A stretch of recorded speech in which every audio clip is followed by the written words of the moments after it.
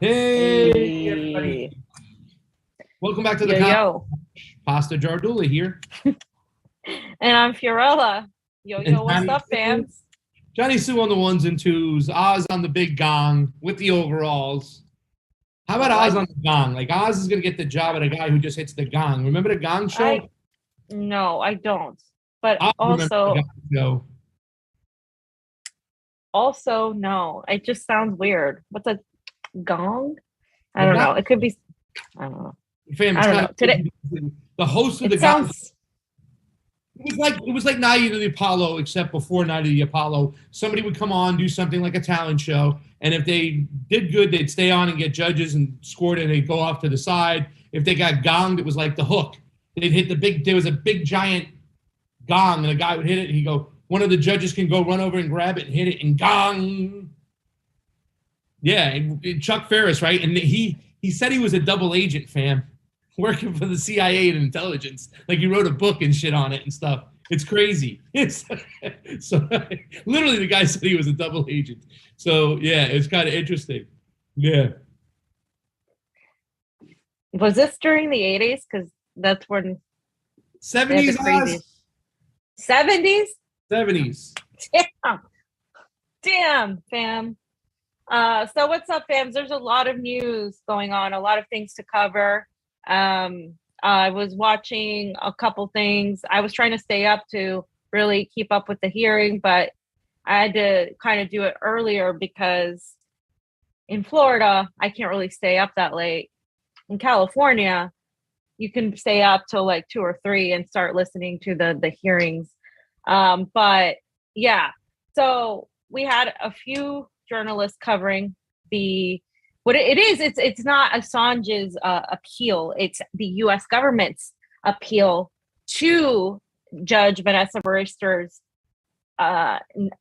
choice to not extradite him. Right? They were granted the appeal to do this. Now, this is the first day of the last appeal hearing, and tomorrow the defense will get to counter in depth what the prosecution got to say today, which was again a continuation of the kangaroo court. So today we're going to be talking about that. We also have Alex Rubinstein coming on in a little bit less than an hour to talk about Frances Haugen and how she's pretty much crafted by the CIA, as we all suspected here on this channel and on the vast majority. Audience caught that quick. They were with us. Of course. That's why I love the audience. So, I know people. Share. What? I said, by the way, everybody go on, like, and share. I'm so sorry, fam, to interrupt. Yeah. I mean, to step on your words. I never like to do that. You know me. Please like and share. Get on the Rokfin and help us out. And because we are going to have Rokfin only sections today, talking about, of course, the pandemic and what's going on with that. So, guys, I'm going to go ahead and get started. What I tried to do with this whole Assange situation was grab a little bit read everything pretty much that was said by multiple people. There's so many journalists there today, more than before, because of the new revelations in the case, right, that have been found. And so the more people got to access the stream. So there was all kinds of journalists really covering this in multiple ways. So I was trying to read the different versions of it. All of them did a pretty good job. Juan Passarelli, Richard Medhurst, Kevin Gostola. There's a few others and that were covering this. So just so you know, the mainstream media, one of the mainstream media guys from Yahoo News is actually also was there covering it. So anyway, all right, let's just get started because fam, real quick. Yeah. I was going through our shows, fam. I think the record is 8. Thank you for the super chat contribution. It is always appreciated on the couch. And my sister said before today's show, make an announcement. And for her, it's her cat's birthday. That's why I'm caffeinated. Let's try to break that record today, guys. I want to do and the only way I do it is if you don't say anything, if you don't leave any words, or if you say jingle, then we'll do it. I want to break the record. I will leave the stage. I will get up Fam. after the third one. I will leave. Let's break the record, guys. Fam, you may begin. All right, so guys, let's get started. We have a really great show today. So this is the U.S. appeal to extradite Julian Assange day one. So just as a background, right, refresh in case you haven't been following along the past year, that this has gotten really, really intricate. The Assange is detained at Her Majesty's Prison in Belmarsh, London. This is what it's called, not what I'm calling it. A high security prison where he has been held since he was expelled from the Ecuadorian embassy on April 11, 2019. He is facing 18 charges, 17 of which are under the Espionage Act. The Espionage Act, in case you're not familiar, is a U.S. law passed in 1917 that the Justice Department has increasingly wielded against media sources who share, quote, classified documents or talk about sensitive information with journalists. They are not recognizing, by the way, that Julian Assange is a journalist. They're not. So because Assange is the first publisher to be charged under the law, press freedom organizations around the world have condemned the political prosecution. It's also part of a troubling development where the U.S. government increasingly seeks to impose its domestic laws on foreign nationals. Assange is an Australian citizen, you guys, but he has no ties to the United States. He was at the Ecuadorian embassy. Somehow this is the U.S. is trying to exert international jurisdiction over the free press. And they go on to say each of the charges, aside from a conspiracy to commit a computer crime offense, solely relate to the documents that were submitted by U.S. Army whistleblower that we all know, Chelsea Manning, to WikiLeaks in 2010, the Iraq and Afghanistan war logs, the U.S. state embassy cables, and the Guantanamo files. The CIA backed an espionage operation against the Ecuadorian embassy that was conducted by Undercover Global, or UC Global. UC Global, as a side note, is one of the reasons why Julian Assange and Stella Morris were trying to keep their relationship out of the public eye, because they were trying to get DNA proof to say that to assert whether the kids were Julian's or not. They were trying to go after and harass Stella Morris. This is one of the things that's going to come to into play when we talk about what the prosecution was attempting to do to discredit Vanessa Bracer's judgment on no extradition. So UC Global collectively collected legal privilege conversations among attorneys and broke into the personal devices of guests visiting Julian Assange.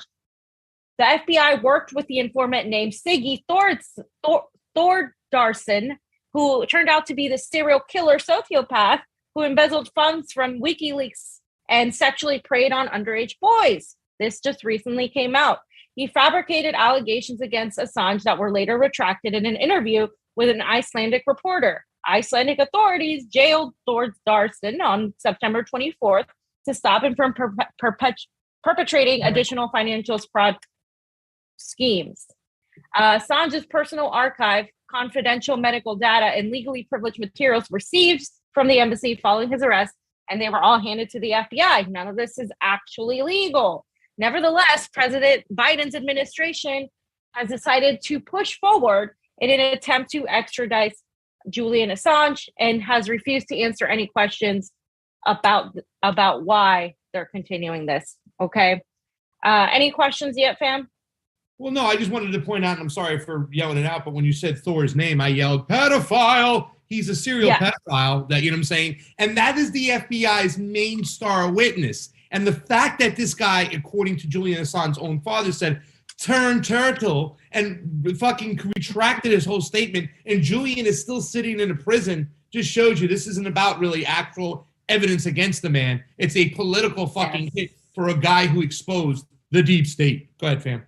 Right. No, you asked him that question. He literally said he turned turtle. You love that. You love that. He said turn turtle. Okay. So the U.S. seeks to appeal the judgment made by Judge Vanessa Bracer on 5 specific grounds. There's 3 specific ones, but five total. So the district judge discharged Assange from the extradition proceedings on a single ground, that under Section 91 of the Extradition Act of 2003, it would be oppressive to extradite him on account of his mental condition. The U.S. seeks to appeal this judgment on the following grounds. A, The first is that the judge made errors of law in her application of the test under Section 91 of the 2003 Act. Had she applied the test correctly, she would not have discharged Mr. Assange. Their opinion is that she made the incorrect choice because they didn't like it. They're not offering really any grounds to say why it was incorrect, in case you notice. The second is that the judge, having decided that the threshold for discharge under Section 91 was met, ought to have notified the requesting state of her provisional view so as to afford the opportunity of offering assurances to the court. The third, C, is that the district judge, having concluded that the principal psychiatric expert called on behalf of the defense, Professor Kopelman, a psychiatrist, had misled her on a material issue, ought to have ruled that his evidence was inadmissible. Alternatively, if it could be said that his lack of independence went to weight rather than admissibility, the district ought to have attributed no or far less weight to his opinion as to the severity of Mr. Assange's mental condition, that she did a fortiori when two additional and wholly independent experts were of a different opinion. Had she not admitted the evidence or attributed appropriate weight to it, the district judge would not have discharged Mr. Assange pursuant to Section 91. So what they're talking about here, because it's kind of wordy and confusing, is that they're undermining Professor Kopelman, who was the psychiatrist that asserted that Julian Assange had Asperger's, that Julian Assange was suicidal, who had, that they don't mention, had spent the most time with Julian and had known him the most, which is why the judge decided to take his opinion. And the judge is going to decide to take whoever's opinion. They have no jurisdiction over that. Now they're undermining him. They're undermining his entire career, but they're also talking about that the judge was misled because he didn't talk about the relationship between Stella Morris and Julian Assange. She left that out, but the reason she left that out is because she understood with empathy, and I'm going to quote to you what she said later. She understood with empathy as to why they didn't want that information out, because they were being pretty much hounded by the people at UC Global. That was all part of it. So D, the fourth ground is that the district judge erred in her overall assessment of the evidence going to the risk of suicide. Again, they're saying that other doctors said that he wasn't suicidal. In fact, two of them agree that he was suicidal, but it depends on the degree of severity of how much of Asperger's he had and how suicidal he was. But they all agreed that there were mental issues with Julian. This is something they are not mentioning. E, the fifth ground is that the United States has provided the United Kingdom, and this one's important, with a package of assurances which are responsive to the district judge's specific findings in this case. In particular, the United States has provided assurances that Mr. Assange will not be subject to SAMs or imprisoned at ADX. And I'll explain to you what those are. Unless he were to do something subsequent to the offering of these assurances that meets the test for the imposition of SAMs or designation of ADX. These are max security prisons. The United States has also provided an assurance that the United States will consent to Mr. Assange being transferred to Australia to serve any custodial sentence imposed on him. So this is what they're saying, that they've provided assurances that he's not going to be, put in these places necessarily, that he's not going to be mistreated, and, in more colloquial terms. But let's go back to explain exactly what this means. So back in July, Amnesty International released an article talking about how the U.S. diplomatic assurances are inherently unreliable. Julian Assange must be released. So here it is, the assurances are inherently unreliable. This month, the Biden administration offered diplomatic assurances to the British authorities that if they allow the extradition of Julian Assange into the United States, the administration will not imprison him in the most extreme American prison, the ADX in Florence, Colorado, and will not subject him to the harsh regime known as the Special Administrative Measures, or the SAMs. That's what they are, because we're going to be talking about that. But they're saying if you allow the extradition, he's not going to go to the max security prison, and we're not going to subject him to special administrative measures. That's what they say. But according to Stella Morris, and according to anyone with a pulse, the so-called assurances in the U.S. government's own words are no assurances at all. The U.S. retains the power to impose the FAMs on Mr. Assange. The U.S. retains the power to designate Mr. Assange to ADX, Florence Supermax Security Prison. And we can read here what she's talking about, because there it is. It says right there, we've already pretty much read most of it, but it says they're not going to do that. But it says right there, this undertaking is subject to the condition that the United States retains the power to impose stamps on Mr. Assange in the event that after entry of his assurance, he was not commit any future act. What if they say, oh, he committed this other act now because of blah, blah, XYZ? They could then take it away. They could use anything to take it away that they would like. And then they go on to continue pursuant to the terms of the Council of Europe Convention on the Transfer of Sentenced Persons, the COE Convention, to which both the US and Australia are parties. If Mr. Assange is convicted in the United States, he will be eligible following conviction, sentencing, and the conclusion of any appeals to apply for a prisoner transfer to Australia. So it's extremely conditional. The US undertakes that in the event of extradition, Mr. Assange being held at any time in custody, it will ensure Mr. Assange will receive any such clinical and psychological treatment as is recommended by a qualified treating clinician employed or retained by the prison where he is held in custody.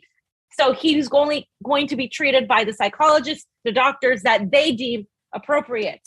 And then number 4, the United States undertakes that pretrial, Mr. Assange will not be held at the United States Penitentiary Administrative Maximum Facility, ADX, in Florence, Colorado. If he is convicted and sentenced to a term of imprisonment, Mr. Assange will not be held at the ADX, save that the United States retains the power to designate Mr. Assange to ADX in the event after entry of this assurance he was to commit any future, and then he met the test for such designation. So they're leaving it open, right? They're leaving it open in legal terms, right? With this legality jargon, that if for any reason they decide that he has committed any sort of crime, that yes, they're going to put him in the max security prison, and that they will, then at that point implement the SAMs. So it's bullshit, right? It's bullshit in other terms. I don't know if you want to comment on any of that.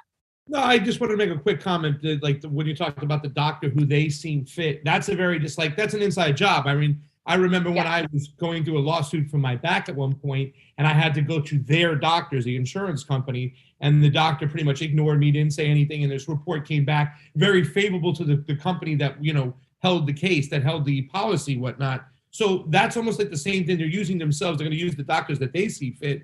So therefore they can control the diagnosis. So then they can do with Julian as they want, as opposed to the doctor that Julian sees fit. You know what I'm saying? That was just something that caught my eye over there, And, just to say too, as well, it's just like, it just seems like, and I hope I'm, somewhat politically correct over here. It seems like the UK is the US's bitches now. Like they're just doing exactly what they're told and how they're told. Right. I mean, they're NATO countries. They're going to do exactly what the United States wants. It's part of the power alliance of the West. And so just wanted to put this next thing up there, where this is from do not extradite Julian Assange, or don't extradite Assange.com. The U.S. is saying that if Julian Assange is extradited, he will immediately be placed under special administrative measures.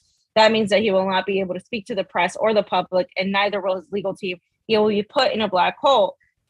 So essentially, even though they're saying that they're not going to do it, the United States is leaving it open for them to be able to do with Julian whatever they please. And he is viewed a little bit differently than how people like Daniel Hale are viewed, than even people like Reality Winner. One of the things that they brought up during the whole trial was how Reality Winner only served a maximum term of 63 months, and how Daniel Hale was able to serve even less. And he was able to actually have in front of a judge defend himself and have an attempt to talk. The difference between Daniel Hale and Julian Assange, and Reality Winner and Julian Assange, is how judges view Julian Assange, how he has been perceived by any U.S. government official as somebody that is a terrible person, somebody not worthy. And he has 18 charges, 17 of them under the Espionage Act, though everybody else had one charge. that is not the same. So even if somebody convicts him for, say, 40 months of jail, that's for one charge. What about the rest of the charges? He faces up to 175 years in U.S. prison. So they're trying to make it out to be like, oh, well, there are other whistleblowers, and we only gave them this amount of time. So I don't understand why you guys are acting like, he's going to be treated differently. Well, because he has been treated differently thus far. So I wanted to put a couple videos up. One of them is of the WikiLeaks editor outside of Belmarsh prison this morning. Thank you for being here this morning on this important day where possibly the future of journalism will be decided in this building. We just learned that Julian Assange will not be here in person today. He was denied that opportunity, which I think is outrageous. He is going to appear via video link, but how can he interact with his lawyers from Belmarsh prison? How can this be justice in any form when he is deprived of being present here today, where his life is being decided? That is an outrage. Today, this court will hear the arguments or so-called arguments of the U.S. lawyers. They will maintain that Julian will be treated very fairly when he is extradited into the U.S. prisons. They will make so-called assurances. Everyone who takes a second look at those so-called assurances knows that they are worth nothing. Even in their own words, they say, well, we might change our mind. So that argument is void. And actually, Amnesty International has issued a statement and said that after scrutiny of those assurances, they have decided they are worthless. That should be obvious. There can be only one decision here, and that is no extradition. Thank you for your support here today. Motion to dismiss! Motion to dismiss! Ma'am, there's only Pretty one much. decision. No extradition. So he pretty much summarized, right, what we've been just talking about. The assurances are complete and total bullshit. They have these caveats at the end where they allow themselves to pretty much do whatever they want with Julian. So really, the only decision to really actually save him is no extradition.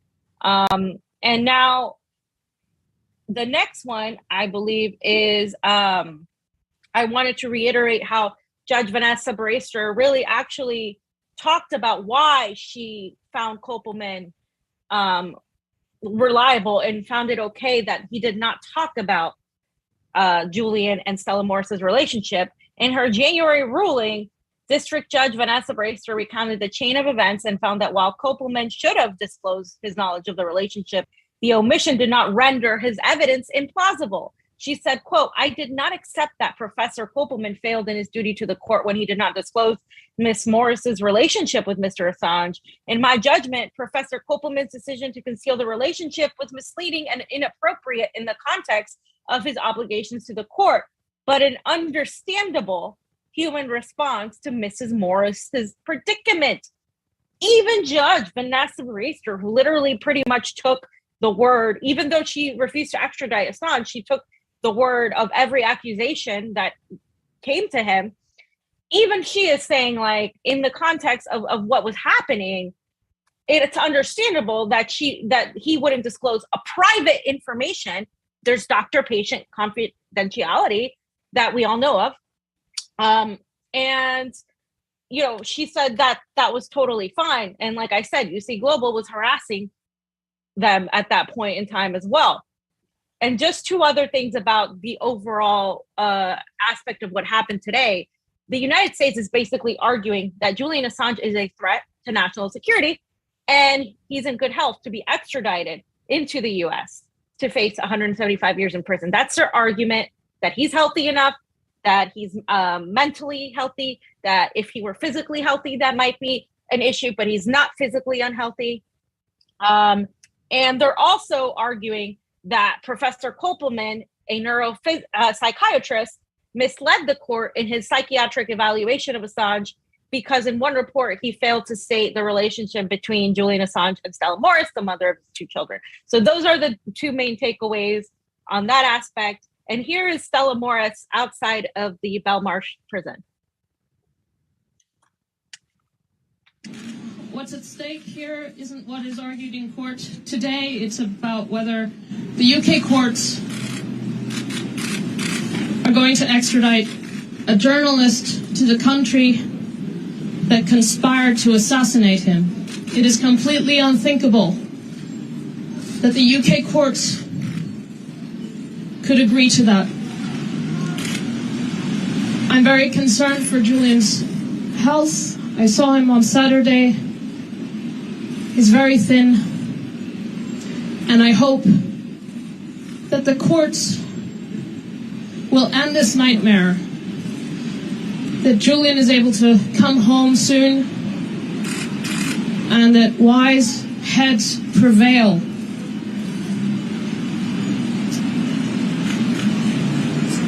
We're very concerned that he's not able to be here to be able to give instruction to his lawyers, to be able to ask for clarification about the goings-on in court.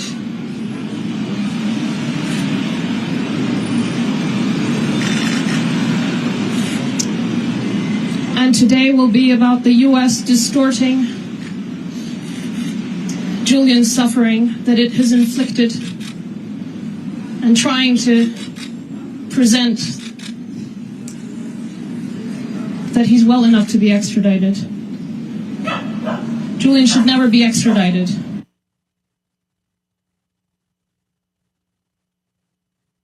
There's a hell that, she's going through right now. I mean, yeah.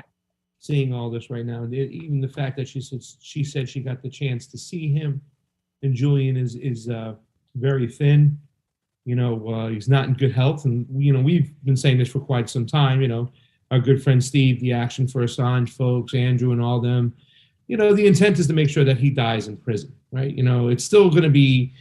They might never ever get him to trial in the United States, but if he dies in prison, so be it. As long as the United States machine, the power mechanism of the West, can silence a person like Julian Assange, the history of journalism, the future of journalism is really up in the air right now, because what will we ever be able to say if they can silence somebody simply for publishing, what went on? This is the first, I believe, publisher to ever be tried under the Espionage Act, and it just makes me think, fam, whatever happened to habeas corpus, right? Whatever happened to the right by a trial in front of our peers? We spoke to somebody the other day, our good friend Tim, who was saying that when it comes to anything, you're better off trying stuff through the courts rather than have any help from Congress whatsoever. But really, what help do we have on the courts, period? If the cards are still stacked against us in the courts, I mean, we're running out of avenues here, fam. And I don't know what comes next, because if they do keep Julian jailed and he dies in prison, we're lost. We're lost. Our voices will never be the same, because now they can do that to anybody. And as long as they can manufacture consent, and I think they got two things going against Julian. I think for conservatives, they feel like he's kind of ratting out the military in a way, because a lot of conservatives figure, the neocon mentality, it's that this is like, the price of war. And a lot of people on the left are still upset the fact that he dropped the WikiLeaks droppings of the DNC, and they still feel like he helped Donald Trump. And that's how they've been able to manufacture consent, where a lot of people aren't paying attention to this. But once again, there's nuance. And if you don't see the trees before the forest, it's going to all burn down. All righty. I agree, Pam. I agree on everything you say. Are we able to play that video of his father or no? Oh.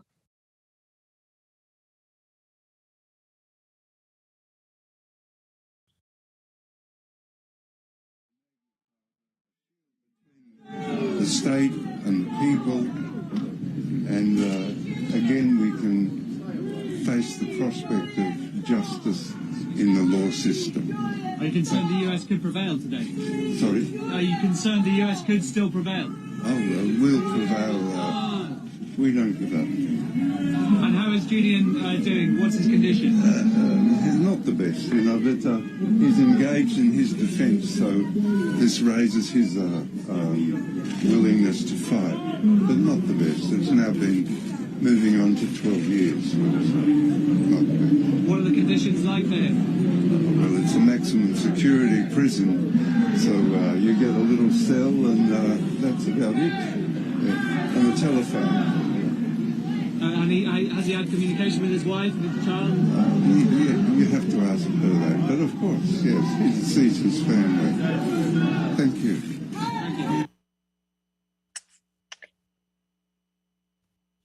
Okay. So I just wanted to reiterate that Julian was attending via video for a little bit, and then he would leave, and he came in and out several times, but he wasn't good, as remarked by all of the people reporting on this via video, that he did not look good. So I just wanted to go over a couple tweets to finish up this section. Juan Passarelli said that the Judge James Lewis, who is part of the prosecution, argued that because Julian visited the library and because he asked for more oranges and milk for breakfast, his behavior is not consistent with a man who is prone to suicide. That is literally what he argued in court. This is what I mean by it's a continuation of the kangaroo court. I mean, this is absolutely ridiculous. And a couple tweets from Richard. U.S. prosecution calls Assange's risk of suicide a trump card. Lewis said, if he's clever enough, he can get around that extradition. It then becomes a trump card which cannot be dealt with by the restate, no matter if the prevention matters are 100 times better than in England. U.S. prosecution says also that the district judge's decision to not extradite Assange carries with it the risk of rewarding fugitives for their flight. So again, they see Julian as a risk, a flight risk, essentially, and a threat to national security. Juan Passarelli also said it is not true that the experts disagree. They all accepted autistic traits, but the autism expert concluded and diagnosed ASD, Asperger's syndrome. The U.S. doctors also accepted he suffers from a major depressive disorder. In all of these cases, the divergence is a matter of degree. So they all agree on these issues with Julian. It just depends on how much that they agree. They disagreed on how much that would play into it. Kevin Gostola. Fitzgerald counters that Nigel Blackwood, a psych favored by prosecutors, actually got it wrong as to why Assange was put into healthcare unit. He discussed suicidal thoughts with an officer and was moved on May 18th, 2019, but Blackwood said had nothing to do with healthcare. So they were bringing up the fact, the prosecution was bringing up the fact that nobody else had discussed that Julian was suicidal, which is entirely false. He had been discussing it with multiple people.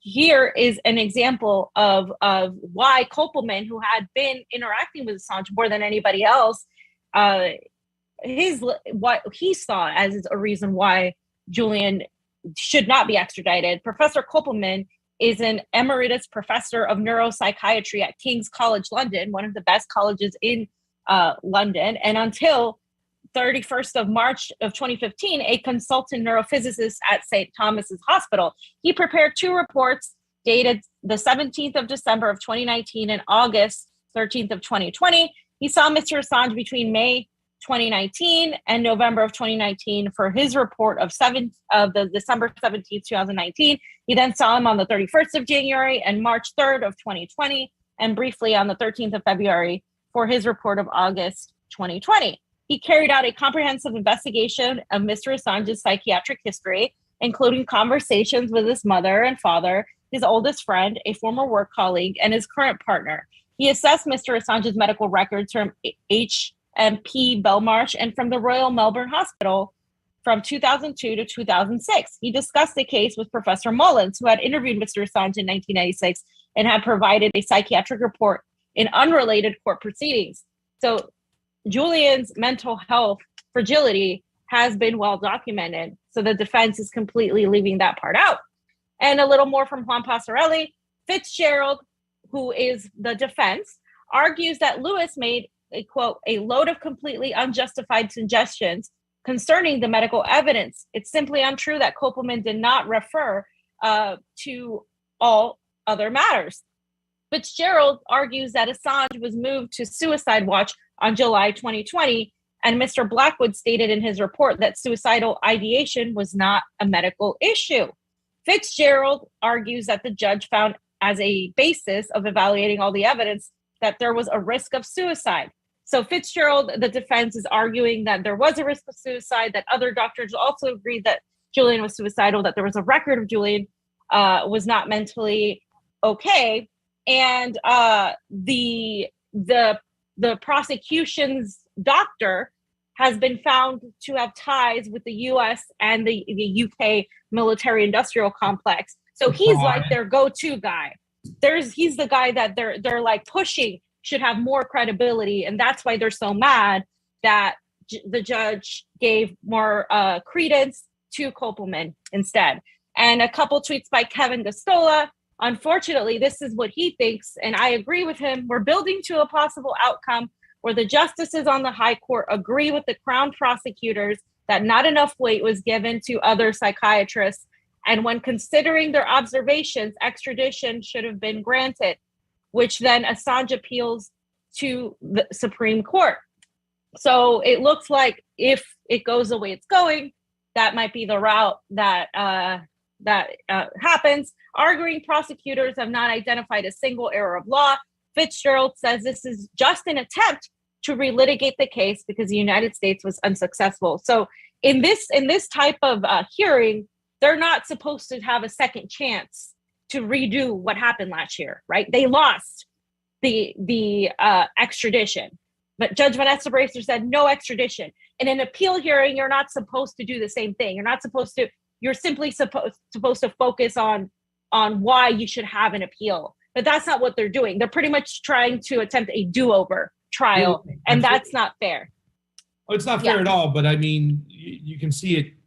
You can see it happening right before our very own eyes.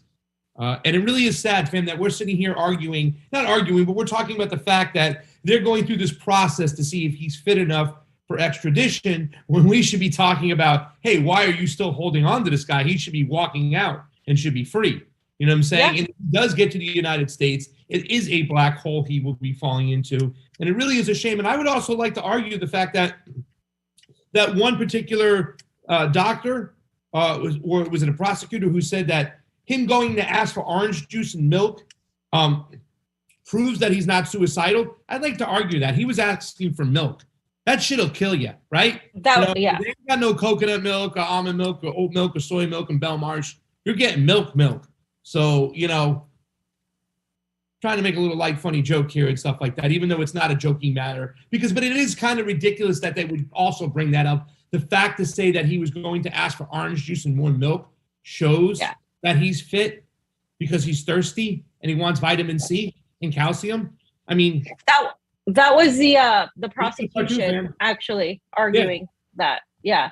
So I'm gonna try to have Juan Passarelli on soon if I can get him, so we can talk more in depth, because tomorrow is the second round where the defense gets to counter all of these arguments made by the prosecution, and so we're going to be seeing what happens and what the ultimate decision is. Again, very, very scary times for everybody who is a journalist, anybody who is an attempt to speak the truth, to really say anything. All of us are Julian Assange, as we always say.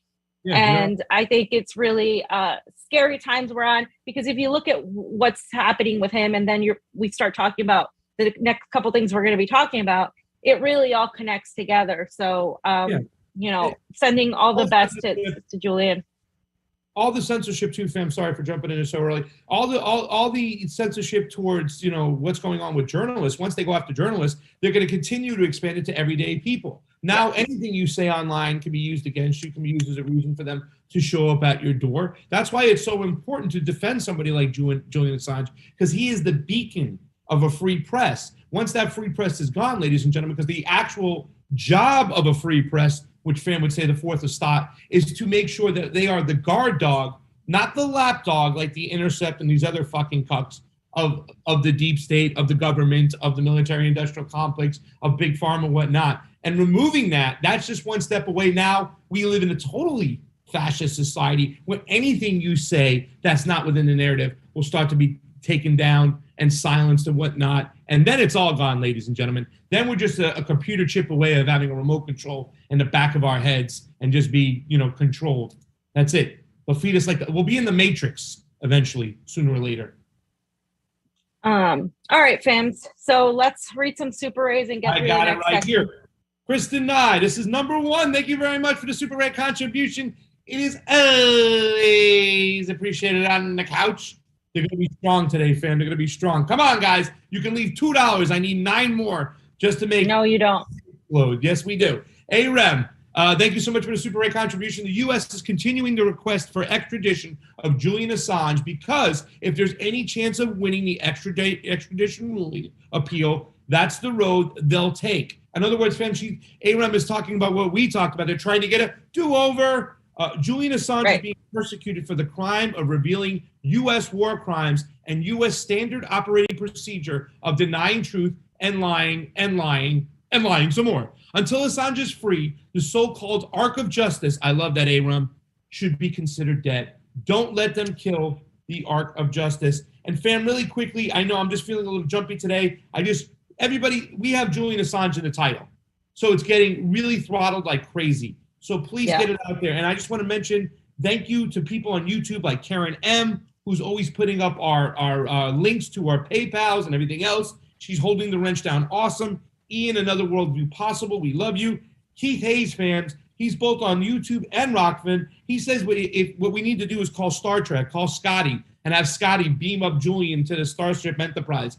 Maybe that will help save him. I never thought about that idea. It's a great one. Tras is also on YouTube. These are early people in. And Janira Clay. Fam, I don't know if you remember Janira Clay from New Hampshire when we went up there. We went to that first event. She was sitting with the Bernie people. And then she went over to Tulsi when Tulsi spoke. And people literally from the Bernie camp came and gave her shit for sitting down. And she spoke her fucking mind and said, no, this is an alliance. I want to support, Tulsi. So she was there in the face of people giving her shit. And I remember. Send her love because that stuck with me till this day. I love people who have courage to speak their mind and do what they think is right. We love you, Janira Clay. The Convo Couch sends out love to you, your husband, your whole family. Go out there, make some new friends. Speak to people who think differently than you. Rokfin, Cam Schwari, Kate fam, first in the door. And today, Steve Cutler live, Fred Edward, Martina Quintara, and of course, the almighty Antichrist is hanging on out, guys. Like, share, subscribe. Let me get 9 more Super Ray tips so I can drive Fiorella crazy. They are throttling this fam because Julian Assange is in the title. So we need to get the word out. Dick Medhurst is overdoing now his show too as well. He's live on the scene. We send love to Dick Medhurst. 70 people on the Rokfin, 147 on the YouTube. Wow, YouTube is throttling the shit out of this fucking show. Okay, so section 2, let's get to it because we have a guest coming on. I want to talk about how the FDA panel voted to endorse the Pfizer COVID-19 vaccine for kids aged 5 to 11. So this is something directly, the CNN, the most reliable source of news, said the FDA vaccine advisors vote to recommend Pfizer's COVID-19 vaccine for children 5 to 11. And it was a 17-0 vote with 1 abstention yesterday, to recommend emergency use authorization, there we go, of Pfizer's COVID-19 vaccine.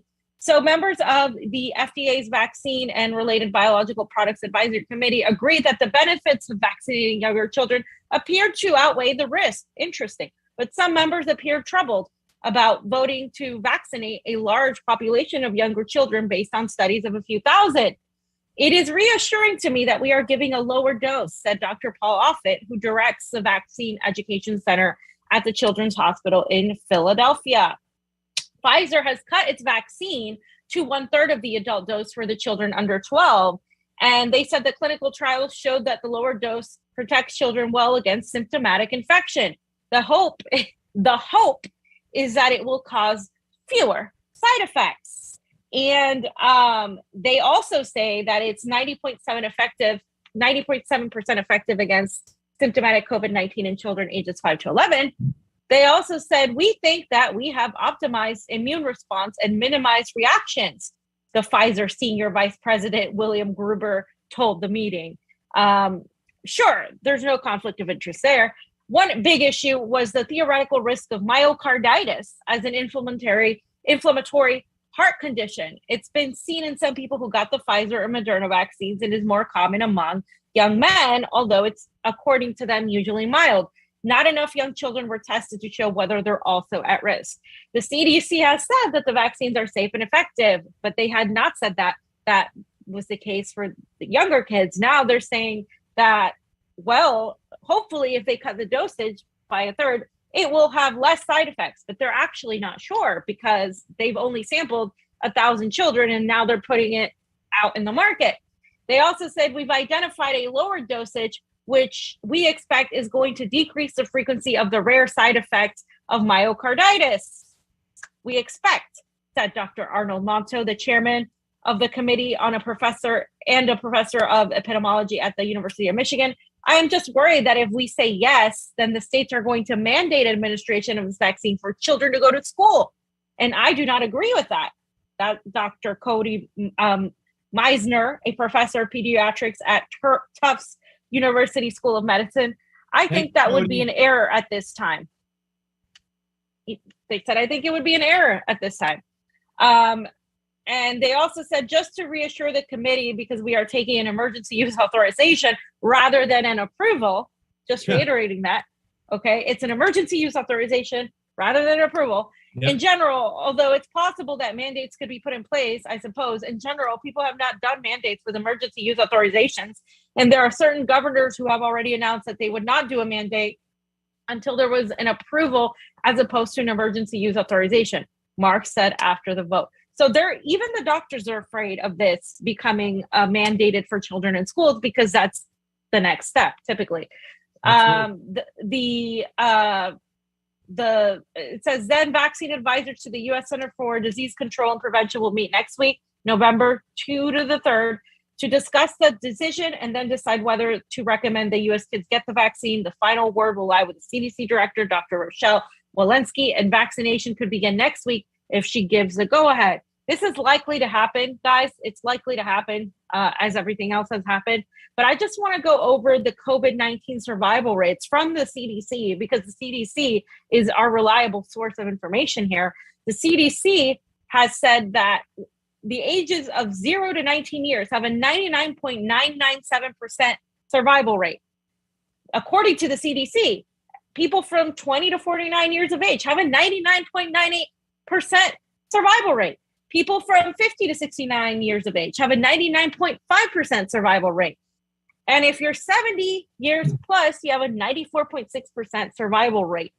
So these are the survival rates, guys. I don't know about you, but it seems to me that we're getting ahead of ourselves when it comes to demanding vaccines for kids who have more of a likelihood of being struck by lightning than of dying from this COVID. I mean, if you're going by the CDC's numbers, of course. And again, hospital admissions, and this is from the ons.gov UK study, hospital admissions, overall COVID-19 positive hospital admission rates per 100,000 and the week ending September 2021. You can see 85 and over, 75 to 85.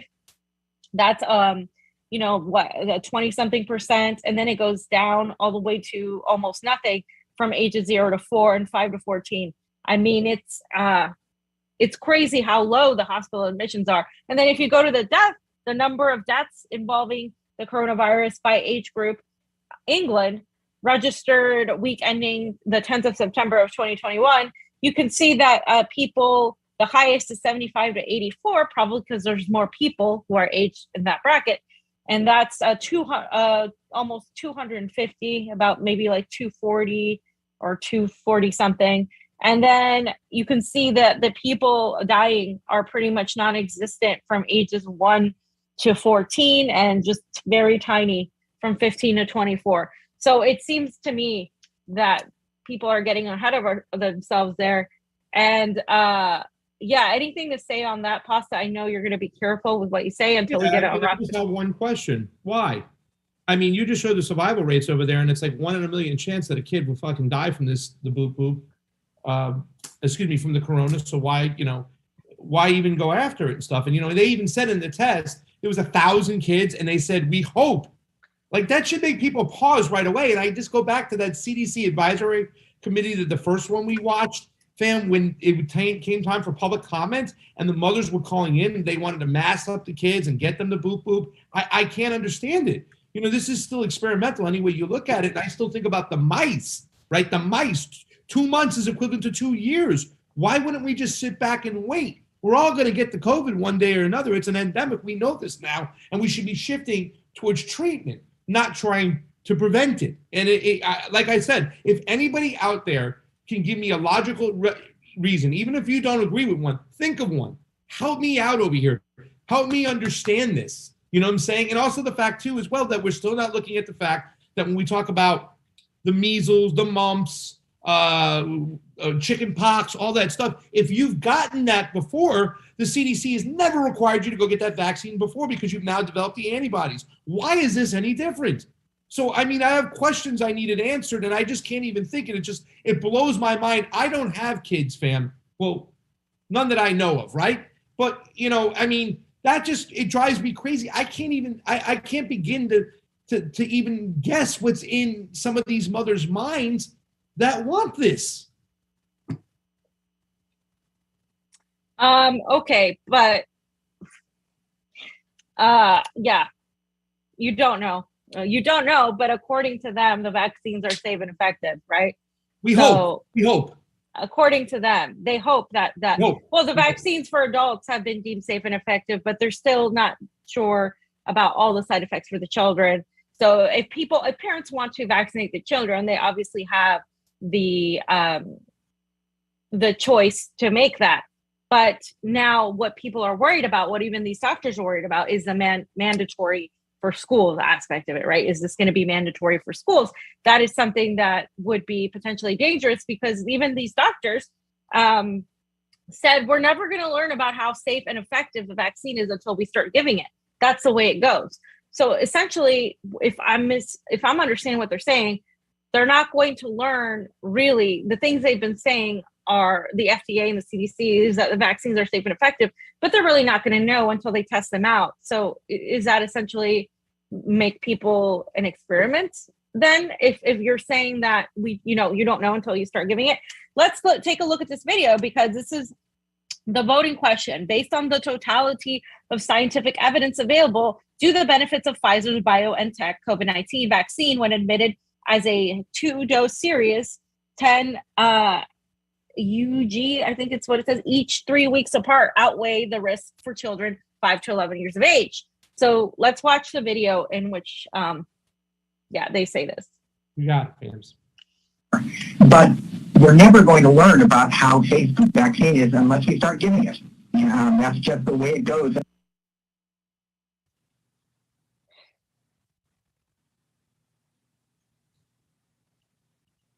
But we're never going to learn about how safe the vaccine is unless we start giving it. That's just the way it goes. Right. So they're kind of admitting that they're not sure. And that's all I'm going to say, because I don't want to get us in trouble on YouTube. But they're basically saying that's what he said. That was what this doctor said. So again, children have a much higher risk in terms of the vaccine, because they don't know. It might be too strong. They're saying they cut it in a third. It's something that obviously is up to the parents' discretion at this point. But again, the statistics show that children are not really just in danger of getting COVID and dying from it, right? So, so that's the end of that section. Boss, I don't know if you want to say anything else or go to our Super Rays. I'm just looking at, I'm going to go to Super Rays, but I'm looking at some of the chats when I asked some people. Carrie Gale, keep us informed about that whole mother going to the UK police. A mother supposedly went to the UK police when her child died of the boop boop. So keep us informed of that. You can always hit us up at the Convo Couch at gmail.com. Alexander says, to my questions, because they're as smart as a sack of nails. And then Jenny Butcher says, no one understands this, Pasta, because it makes them part of the crowd, says Carrie Gale. Young mums I've met are frightened. They want to do the right thing. Yeah, Carrie Gale, they want to do the right thing. But, Fam put up the numbers over here. Fam put it up. It's like 1 in a million. It's just crazy. And Alexander says we can't even sue them, of course, whatnot. And pretty much, I think that's all the answers right there. The propaganda is strong. So we do have a Super Ray. I want to read it last time. So check this one out, fam. Ready? David Carlton, thank you for the Super Ray contribution. It is always appreciated on the couch. That's my man, Dave Carlton. Thank you so much. Guys, I need 8 more. Fam's ears are getting red right now. I want to drive her crazy. So, and then Arem says there are too many propagandized people who have been conditioned to be dismissive and tune out of skepticism or any scrutiny. Fam, you got to agree with that. They're not interested in raw data or investigating anything outside the cherry-picked and deceptive data used to prop up the pro-vaccine narratives. And Arem, that's why we started this show right over here. We realized that the media out there is shite, and we had to combat it, whatnot. And really, to tell you the truth, we don't play team sports. We urge people to think. We get involved. We're always willing to listen and learn. We don't participate in cancel culture. These are the important things, and we got to keep doing that. So what we need you to do today is make sure that you share this right now. Because just like I said, there's only 152 watching on YouTube. We haven't had only 152 watching on YouTube since the last time we had Julian Assange inside the title as well. And by the way, Saul Contract says, where are Fauci's beagles in a cage left into the desert? He says, we are Fauci's beagles in a cage left in the desert. Saul, that is some funny shit. Okay, so we have our guest here.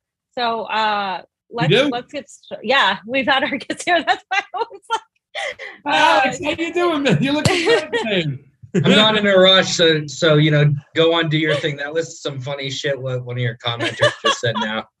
What did they say? Which one? We're all the beagles. We're all the beagles, yeah. Yeah, we are, guys. Okay, but we don't want to get kicked off YouTube. We'll go on Rokfin only for more of that stuff, guys. Trust me. But we have Alex here because he wrote 2 pieces. He's been busy.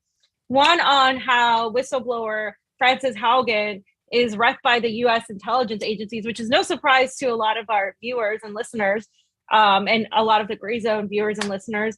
But also how billionaire meddlers are also involved in more shenanigans. So we're going to talk about both articles. I just wanted to show what some of his first article was on Frances Haugen.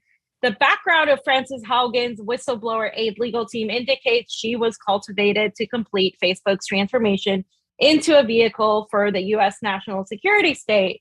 So guys, this is Alex Rubenstein, and he did a deep dive into an organization that represented Frances Haugen, Whistleblower AID.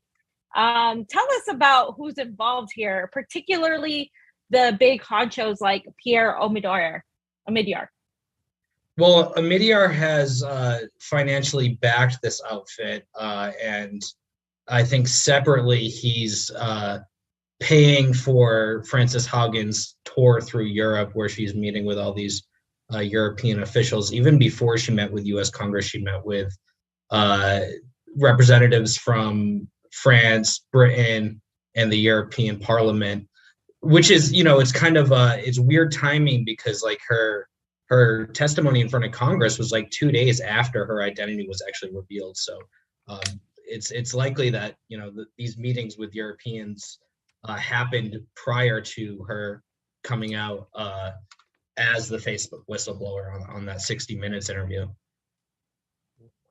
Yeah, absolutely. It seems like I mean, just from everything I saw, it seemed to me that she was essentially crafted, right? And essentially kind of built, because in previous pictures and previous things, you kind of pointed this out in your article, she was tweeting on Ambien and was talking and blogging about biking through Europe. And like, not that whatever, like if that's your thing, that's your thing. But it's just weird to go from that. And her appearance changed drastically. Not that that's something I really want to focus on, but it's just more of like, it seems like a sort of planned crafting of a person, right? To kind of take on this new identity as someone that was working for Facebook and then felt compelled to share all of this information of what all the wrongs that Facebook was doing. Yeah, I mean, it certainly gives that appearance, right? She had like no political experience before joining Facebook prior to like one talk that she gave on the intersection of gender and product management. So, I mean, I looked through her whole resume. I found her on her old blog. I found her old, now deleted Twitter account. It wasn't deleted when I first started my article. But since I tweeted about it, it seems that after that she deleted it. Rather than just leaving it locked. But there's nothing political. But what is interesting, and you see it in her testimony, is that she has like kind of a deep knowledge of what the United States government is concerned about abroad, whether it be Iran or China or what's happening in Myanmar and Ethiopia. She's very much aware of that, and she's very much pushing their line. And so you have to wonder where that comes from with, having very little experience in foreign policy. I guess she worked on counter-espionage at Facebook, but so she may have gotten a kind of a crash course there. But the people that she's working with and likely coached by in an interview about Frances Haugen, they said that, they provide media training and training on how to talk to Congress and all that kind of stuff. So it's very likely that she's being coached, and these people have a long track record of working with the intelligence community, with the national security state, and pushing their agenda from either the outside or the inside. She has 3 lawyers. One is Mark Zaid, who's a longtime intelligence community lawyer, which, we should get into him more.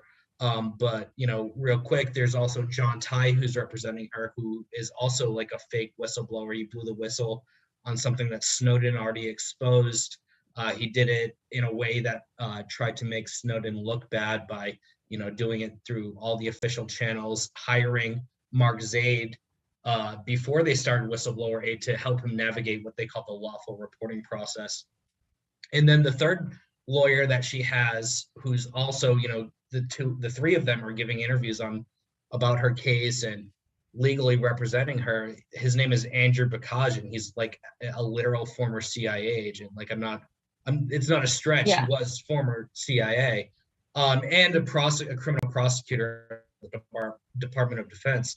And then the CEO of this outfit, Whistleblower Aid, where they're all coming from, a woman by the name of Libby Liu. She worked for 16 years at Radio Free Asia, which is a U.S. government propaganda outlet created by the CIA. And she's also the founder of Open Technology Fund. And this is kind of like a CIA style organization, because what they do, and they do it openly. And, a lot of what happens now, or what happened in the past that the CIA did covertly, is now just done openly by U.S. government cutouts like the National Endowment for Democracy, USAID, and the Open Technology Fund. So what they do is they invest in tech startups that help regime change activists abroad, communicate privately through encryption and whatnot. So she started the Open Technology Fund, which is given millions and millions of dollars to Dore and Signal. And so she's and oversaw the agency as they were giving money to rioters in Hong Kong, trying to overthrow the government there and basically bring anarchy to the streets of a major, trade hub and internationalist city. So she's the CEO of Whistleblower Aid. So everybody involved in this project is super spooky in different ways, whether actual CIA, whether Open Technology Fund or the State Department, or in the case of the main lawyer there, Mark Zaid. This is a guy who is accused by high level or prominent people in the whistleblower community, WikiLeaks, John Kiriakou, who blew the. If you want to go ahead. I was saying Kiriakou with you. I'm so sorry. Yeah, no problem. So WikiLeaks, John Kiriakou, Thomas Drake has also raised some concerns. They've accused Mark Zaid of ratting out his client Jeffrey Sterling to the FBI, and actually the FBI has also accused Mark Zaid of doing this. In Jeffrey Sterling's trial, FBI Special Agent Ashley Hunt said that Mark Zaid and his then legal partner Roy Krieger contacted them and told them that they had a client who was going to blow the whistle on an issue that's nuclear and go to the media with it, and that client was Jeffrey Sterling. So Mark Zeta has denied this. I reached out to Jeffrey Sterling directly to try to clear this up. And unfortunately, he was not able to, he was either unwilling or unable to like actually do that for me. He didn't give me any comment. But, you know, I tend to think, and I don't want to speculate too much, but I tend to think that if he was happy with Mark Zaid's legal representation, there wouldn't have been any issue with him telling me so. Well, you know, you're mentioning all these people, and when you started talking about Mark Zaid, you know, I saw the stuff that you kind of mentioned, but I want to talk a little bit more about the money behind the machine, and that's Omidyar, Sure. right? Yeah. You mentioned in the article Omidyar, and I think it's really important for people to understand who's funding whistleblower aid. You kind of mentioned him as this kind of like, my words, like a little Soros in training of sorts. Is it safe to say that he's starting to go that route right now? I mean, we understand his funding with PYT and whatnot, but do you also have any examples of where Omidyar probably put money into propagandized type of media that would help the State Department for regime change? Yeah, in fact, I wrote a 3-part series on Omidyar. I think it was 2018 that I did this. So this has been going on for a while. Unfortunately, I can't immediately recall all of the specifics of that article. Or that series. I spent 1 month just like I'd wake up in the morning, start fucking researching, excuse my language. Yeah. And then go to bed, and I spent a whole month doing nothing but pure Omidyar. So I have a really in-depth investigation on him and his influence network, how he's shaping journalism globally, and how he's working with U.S. government CIA cutouts like the National Endowment for Democracy and USAID to further their agenda. You know, in my article, you know, there's meddling in Zimbabwe that he's responsible for, and this is on the Gray Zone. It's also on Mint Press News. I hope people check that out. If you want like a really deep dive on something that's just absolutely like can I swear on this platform? Of course. Oh, absolutely. All right. So if you want to read like a 70-page mindfuck about Pierre Omidyar, who is the owner of The Intercept, and you know, he heavily funds every like press freedom group is funded by Omidyar. All the disinformation trackers, tools, that's funded by Pierre Omidyar.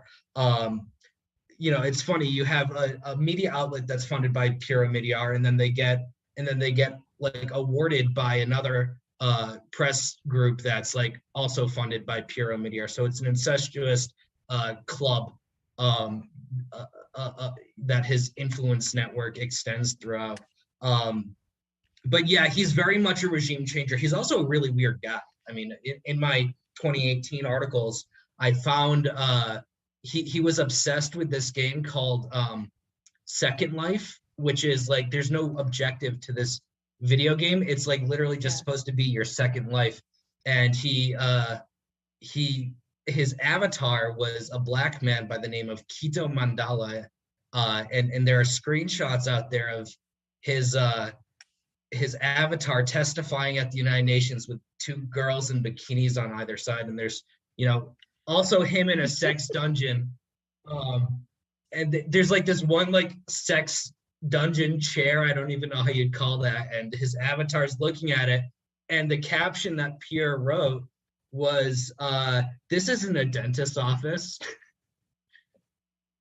But Jesus Christ. This is he's reclusive. He's very tied to the United States intelligence community, and he's promoted regime change wherever he can, and like actual disinformation.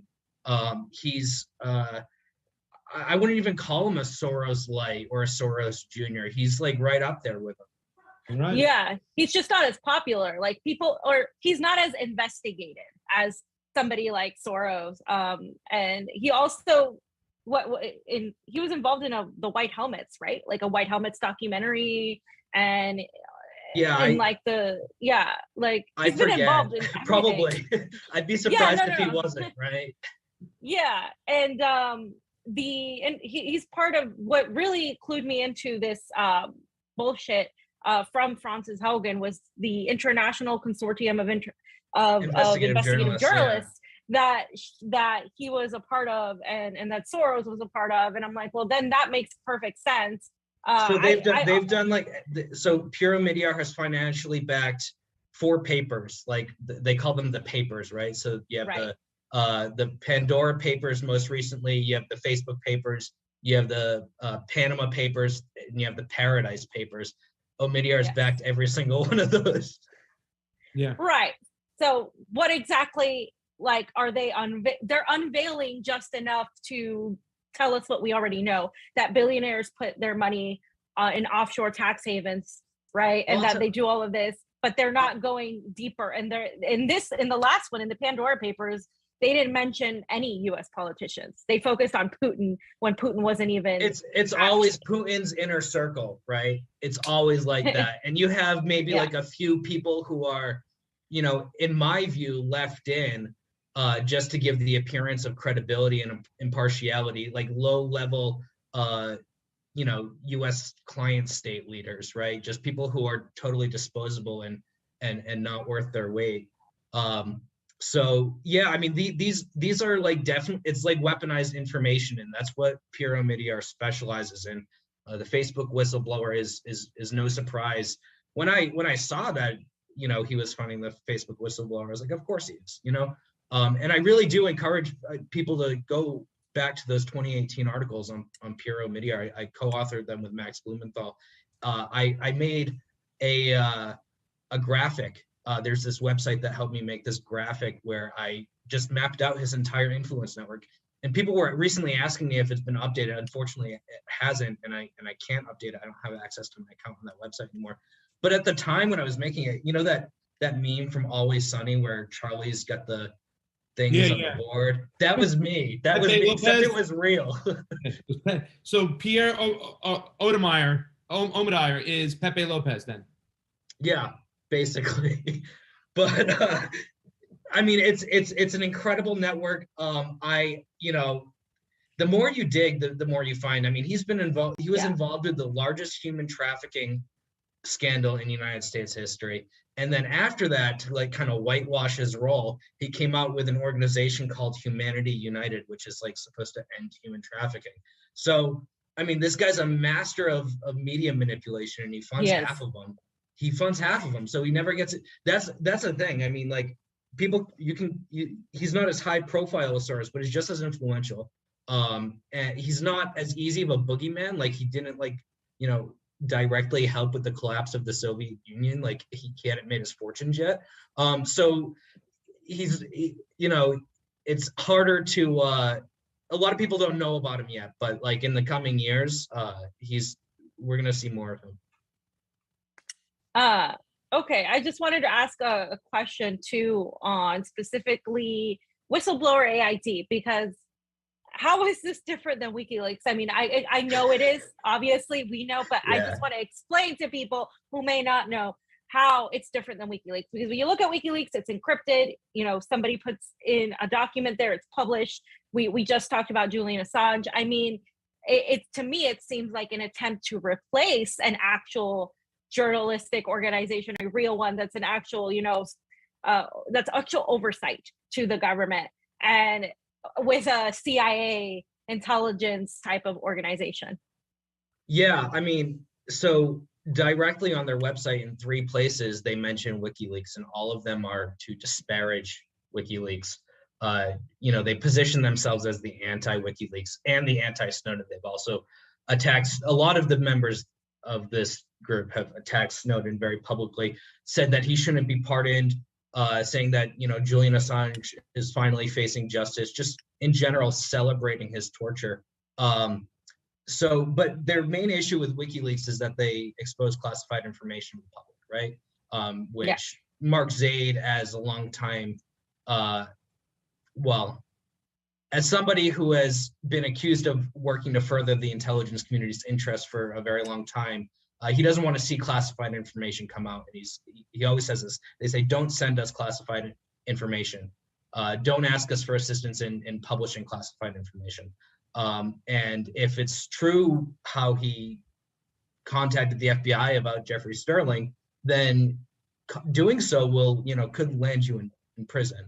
So I'm really glad you asked this question because it's so important to distinguish this like kind of fake whistleblower op with an organization like WikiLeaks. And you see it on the most basic level, right? Like Frances Haugen is not sitting in a Supermax, right? She was given the red carpet entrance on Capitol Hill.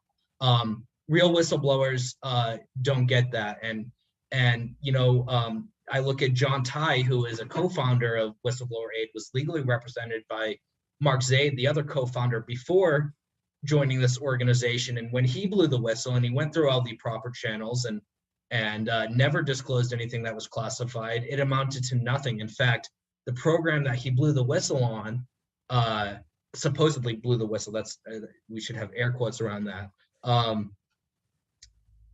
That program was not only not reformed, but expanded in the final days of Obama's administration, allowing it to be used to spy on General Michael Flynn. So you see a lot of connections here to other major scandals. Not only that, but Whistleblower Aid also represented the so-called Ukraine whistleblower.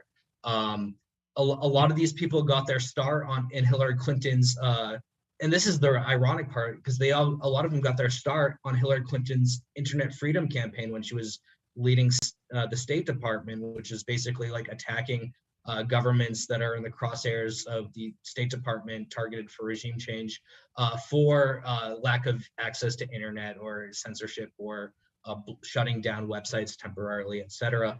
And now you see that these people are working to advance a censorship cause targeted towards the U.S. public and other places. Targeted to groups like us and people like you, Alex. They want to keep silent. But listen, I think we need to give our audience like a crash course on how to spot a fugazi whistleblower. You mentioned this kind of fake whistleblowers that come forward. So what really jumped off the page when it came to who I call Lighten Up Frances Haugen, in her background that led you to believe right off the bat, you said, this is BS? Well, it's actually, this is not the first Facebook whistleblower that I've exposed. I also did an investigation on Christopher Wiley, who blew the whistle while at Cambridge Analytica and was, saying that, they were using mindfuck techniques to destroy democracy. And a UK judge found that it was actually bullshit, everything he said. And his main promoter in the media, Caroline Cadwallader or whatever, with The Guardian. So look, I mean, Facebook is an organization that I would like to see meaningfully confronted. But I knew right away that Frances Haugen was not doing that. First of all, she's going to meet with like the January 6th committee. So that they're going to use that to promote censorship. That they're going to use that to try to prevent political organizing on Facebook, which, will affect the left as much as the left is cheering her on. This will blow back against them because Facebook is used widely across the political spectrum for political organizing. But, it was a censorship agenda which was immediately apparent. And then it was also her, parroting these U.S. government talking points about China, Iran, Myanmar, Ethiopia. I looked into her immediately when the story came out, and I found her old Twitter, I found her blog posts, I found her resume, all that stuff. And I was like, this is really uninteresting. There's like nothing here. And then I realized that, I think that, look, if I were an intelligence agency and I was seeking to cultivate an asset, right, I would look for somebody who has a boring resume, who's not super political, someone who's malleable, right? So I don't want to say directly that that's happening because, this is a topic that I'm writing about a lot of lawyers that are have a lot of money. So I have to be very careful. But that's the kind of person I would go for. And then when I found inside the mainstream media, because this wasn't like, I was doing like deep digging, going through archived pages and stuff to find this stuff. And then I just read the mainstream media and I saw Whistleblower Aid. So I'm like, let me look into them. And that's when the alarms really started going off. Yeah. Sorry, go ahead. Oh, I just wanted to say, what is the purpose of having these whistleblower type of intelligence assets, because we know that this is not a whistleblower, right? We just got done talking about Julian Assange and the extradition hearing. So we know she's not a whistleblower. So if what is the purpose then to frame her as a whistleblower? Is it to make people feel like there is an attempt to hold Facebook accountable? Is it an attempt to really just co-opt the whistleblower movement, the real journalist movement, because they feel threatened?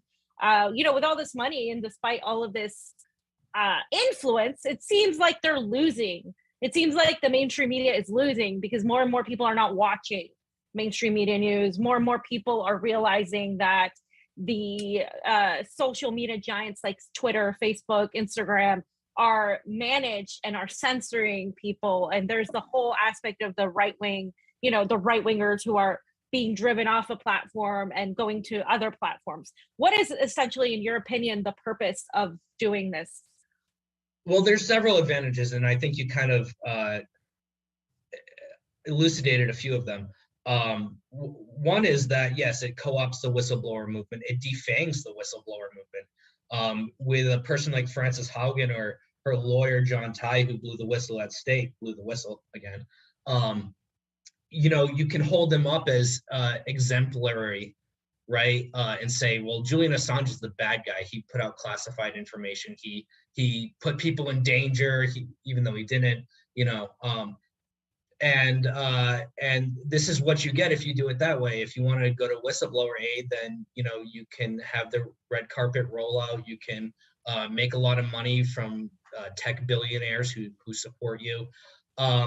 And then the other thing is that it gives credibility to their censorship campaign to have underdog whistleblower fighting for what's right, advance their agenda. The thing is that with a whistleblower like Frances Haugen, supposed whistleblower, they're able to get away with a lot and use her as a credible source for their campaign, right? And I'm sorry, I forgot your question. I've been kind of struggling to get back to it. No, just like why they would do this. Why would they, what's their ultimate goal, I guess, their ultimate agenda in terms of creating a fake whistleblower of sorts to actually, in the public eye? What does it get them? So here's the thing, so the thing is that the US government wants to be able to censor social media, whether it's the so-called deep state that wants to make sure that another Donald Trump is not elected president. So the Hunter Biden story needs to be censored, which Facebook did, or whether it's Iran or China are countering our propaganda too effectively on social media. And Americans are seeing this, and that puts us in narrative danger. They want to be able to censor social media, but they can't do it outright. We have a First Amendment. And so it's much easier for them and much more effective for them to strong arm and pressure Facebook or Twitter or whoever else to do the censoring for them. So that's the role that anything they can do to advance the justification for pressuring Facebook or another social media company to doing this kind of censorship is to their favor. And the whistleblower part is just a very effective tool in that arsenal, right? Yeah. And I think the way to spot these, I'm going to put this down to 3 ways, according to Alex Rubinstein, to spot a Fugazi whistleblower is: number 1, look for a push for more censorship; 2, they'll parrot State Department regime change narratives; and 3, I like what you said, just look what the mainstream media is saying. They'll set the table where the spidey senses should point up and go, something smells over here, and we have to look into this. And I think it's great that you pointed it out. Since we have a list, we should add follow the money to it. Follow the money. Well, 4 top reasons. Follow the money. Well, speaking of following the money and also following the propaganda, who is Libby Liu and what has she done to spread Chinese propaganda?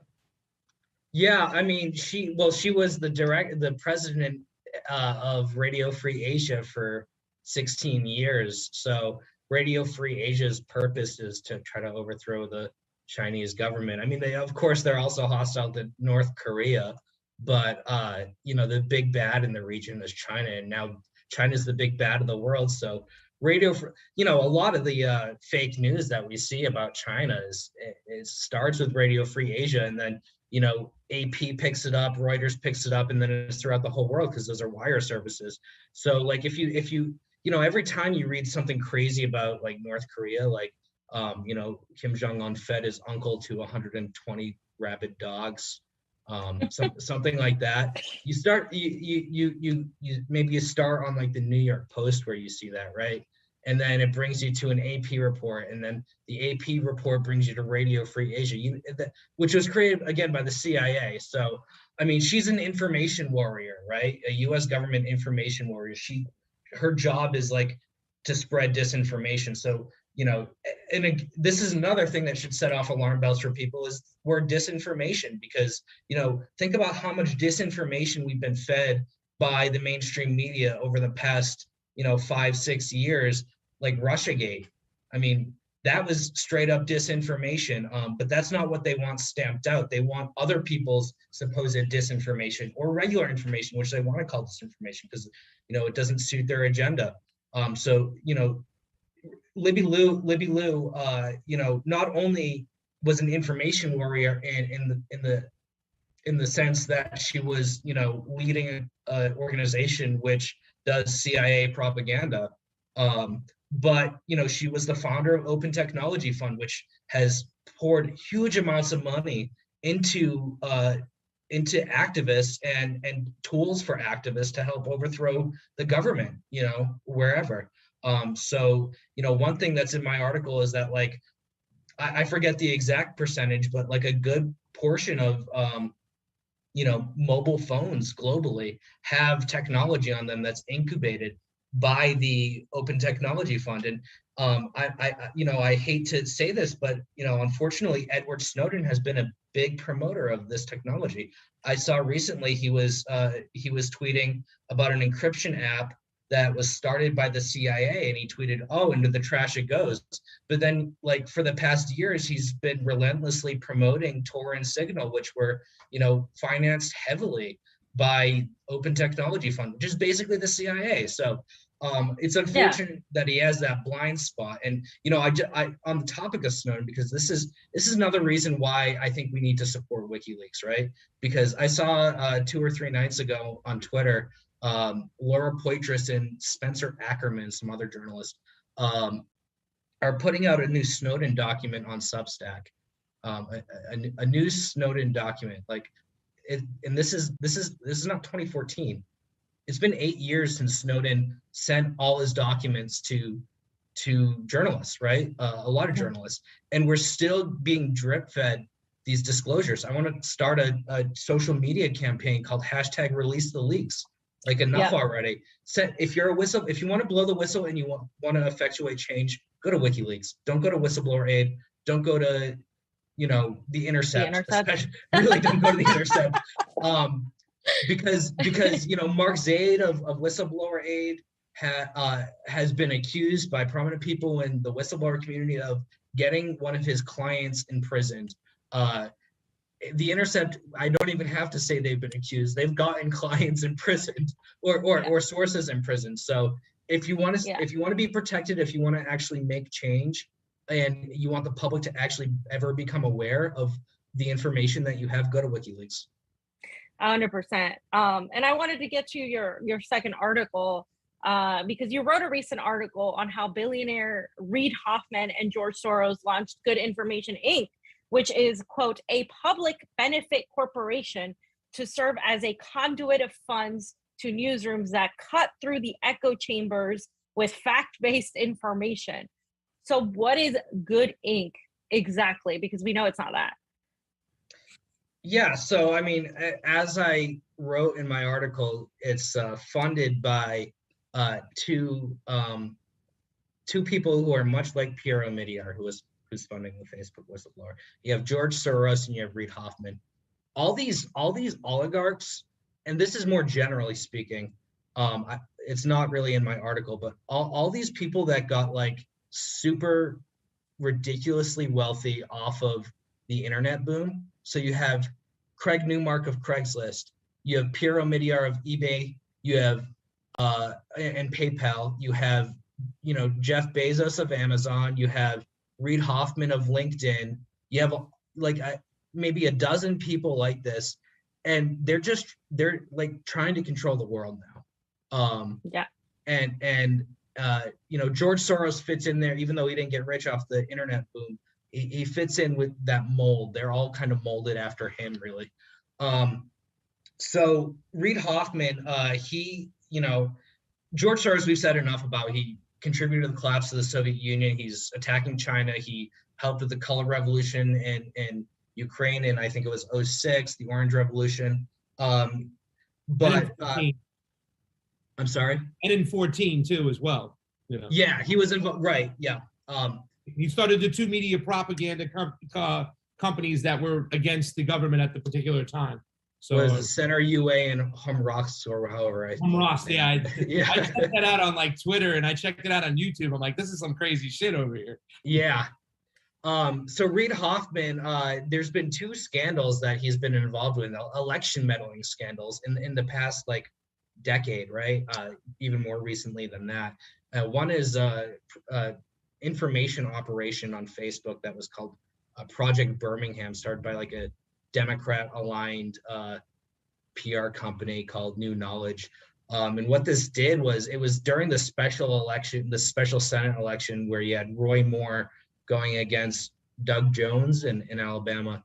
And, there was a lot of dirty tricks that were played here. They basically like pumped a bunch of money into this like one guy who was like a no name. He was like a car salesman or something like that. I forget exactly, but something like that. Not really any experience with politics. And he was running against Roy Moore in the primary. And then, they're mysteriously, he grew like 100,000 followers like overnight. Also, they were like connecting him to major media outlets and like just like raising his profile, like just to split the Republican vote. And then there was they did like a false flag where they were able to orchestrate this scandal where it gave the appearance that Roy Moore was being boosted on social media by Russian bots. So you had a bunch of bots that weren't Russian but were made to look Russian. So the mainstream media ate that shit up, and they were able to paint Roy Moore as tied to the Russians, which was damaging. And they say in internal company documents that this was able to flip the vote to Doug Jones, his rival. So you had that, which was very effective, and it was all bankrolled by Reid Hoffman, who's behind this new media venture, Good Information. And then with the Iowa caucuses in 2020, you had the whole shadow app acronym controversy where, Pete Buttigieg was like a no-name and Bernie Sanders was leading in all the exit polls and all the polling prior. And suddenly Pete Buttigieg is saying he won, and then 6 days later they finally announced the results, and turns out Pete Buttigieg won. And the founder of the company behind the app that was used that caused all these problems, the Shadow app, the aptly named, a woman by the name of Tara McGowan. So, and again, Reid Hoffman bankrolled this company acronym. So Tara McGowan is actually married to a then senior advisor to Pete Buttigieg. So you have a lot of conflicts of interest there. Tara McGowan, of course, despite this huge scandal, despite apologizing for her failures, she's maintained a relationship with Reid Hoffman. In fact, she's going to be leading this Good Information team. So those two scandals have not affected their business relationship, surprisingly. I would think that if I was a billionaire and like I had this girl who I was giving money to for various projects, and she was creating all these national controversies and tarnishing the image of the Democratic Party, I'd be like, yeah, I'll see you later. I'll find someone new, right? No. So yeah, and then, you know, the other people involved with this project, not just the funders, George Soros and Reid Hoffman, the advisory board is like, you know, it's a lot of Obama people. It's one funny thing that I found was Ilana Glazer is on the advisory board. This is the chick from Broad City, the Comedy Central show, who had Hillary Clinton on. And man, I wanted to put this video in my article so bad, because they had in 2016 during the primary. So this is when Hillary Clinton's main opponent was Bernie Sanders. It's not Donald Trump. They had her come on their show, and it's just such a ridiculous clip where they're like volunteering at our campaign or something, her headquarters in Brooklyn, and she walks in and they just like their jaws drop on the floor. It's totally ridiculous. And then on Twitter, she was saying, you know, let's win this primary, Hillary. So these are all people who have worked with the U.S. government, specifically the Obama administration or the Clinton campaign, or for, you know, like other disinformation, Democrat-aligned outfits. Like you have like Tech, Accountable Tech is one company that I list. And this is, you know, it's like, it's all the same shit we've seen since 2016, where they want to just totally control information on social media for two objectives. One is for national security objectives, and the other is to prevent somebody like Donald Trump becoming president again. Good Info Inc. fam says it ain't good. You got any more questions, fam? I just wanted to reiterate that Pod Save America guy is also going to be on the board of Good Inc. I think his name is Dan Pfeiffer. That's right. Him. And but he was an Obama guy too. Yeah. So it's just to show, because people are like, oh, he has a podcast and that has nothing to do with no, it like literally like these people have ties to the Democratic establishment. Just because they're a podcaster doesn't mean that they don't have ties. And it's crazy how you all you did was follow the money, and it's crazy how easy it is to follow the money, but the vast majority of people do not do that kind of journalism at all. It's funny. It's funny because for so much of my reporting, I use LinkedIn, and here I am using LinkedIn against the founder of LinkedIn. Nice. But you know, and then it's funny because they're all such obvious partisan hacks, right? And then they say, well, we'll go across the spectrum. We'll fund some media ventures that are maybe right-leaning, and they say, oh, maybe the Bulwark, which was founded by Bill Kristol, the guy from the founder of the Project for a New American Century, one of the most leading voices for the Iraq War. Totally unrepentant. Now he's woke. He's going on MSNBC and like hanging out with Fat Joe, and like, I'm sorry, what the fuck has Fat Joe done recently? I just like, I was like 13 the last time Fat Joe had a hit. So you talking about Joe Scarborough? Is he getting fat? No. Yeah, see, he doesn't even know who Fat Joe is. Who's Fat Joe? You know who Fat Joe is, Pasta, don't you? Fat Joe the gangster? No. Yeah, he's a rapper. Yeah. Oh, wait. What is Fat Joe? Did he do a song with J-Lo? Yeah, Fat Joe was Big Pun's sidekick before Big Pun died and whatnot. Yeah, I know Fat Joe. Well, he's buddies with Bill Kristol now. Oh God. MSNBC has like a whole thing about it. It's hilarious. Fat Joe was trying to get involved in politics, and the first time I seen him try to talk to people during the primaries, I'm like, Fat Joe, just go back to rapping. Just go back to rapping. Well, Alex, you've been doing a lot of work. Thank you so much for coming on and trying to break this down. Guys, you should go read the article because he gets really deep into the nitty-gritty of things. Both of the articles, they were for Gray Zone, right? Yeah, both of them were for Gray Zone. Yeah. But you also have a Substack. Yeah, you can follow me on Substack. It's substack.com/realalexruby, RUBI. I have a podcast too on Rokfin. It's called Pro Democracy Pod. So it's Rokfin with a K /Pro Dem Pod. Yeah. And you know what? I think people should, like you said, revisit the 2018 articles on Omidyar. It's really important right now to understand. Follow the money will be the number 5, right? Number 4 will be beware of the term disinformation and stuff. And I just want to point out, Mr. Rubenstein, that it is very much disinformation that Kim Jong-un fed his uncle to 120 rabid dogs. Everybody knows it was 110, so we have to get that straight. Thank you so much. We appreciate you coming on.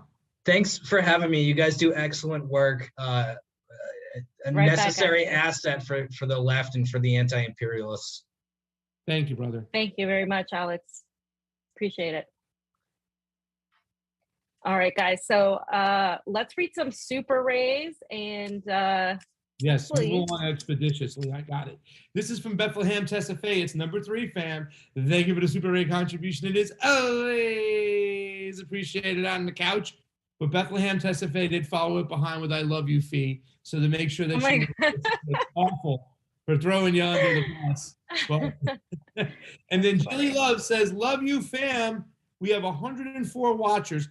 Fam, what is this whole shit that Misty's texting me? Congratulations on 5 million views. Did we get that? We reached, but I don't know how we reached 5 million views on YouTube when we're like constantly censored, throttled, demonetized. Our shit doesn't, the notifications don't show up. In spite of that, we have managed to reach 5 million views.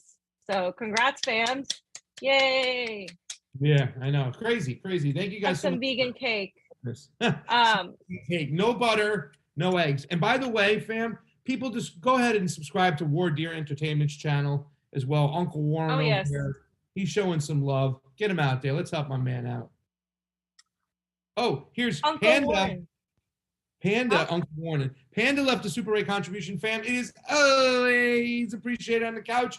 Guys, we need 6 more to make Fee's head explode. Please help us out. That's really mean that you want my head to explode. Not literally. Okay. Fam, so this is, I think, the moment of truth. Yes. The moment where we go to Rokfin only.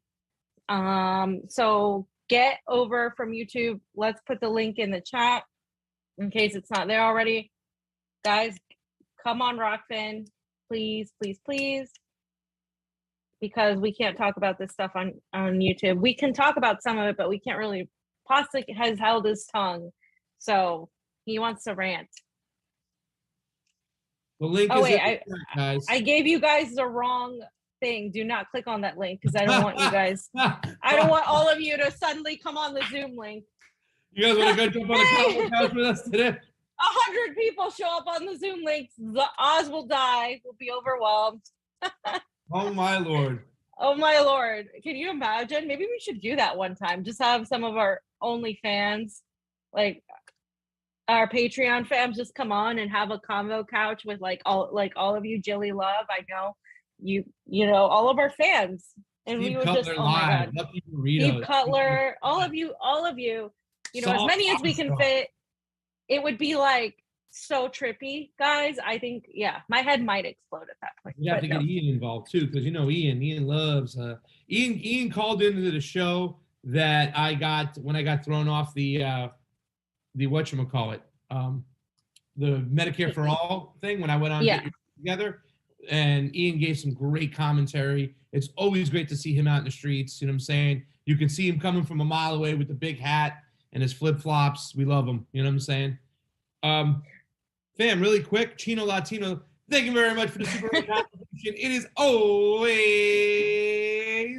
appreciated on the couch. I scared the shit out of the cat. It jumped. And Margaret for the number 6, guys. We need 4 more.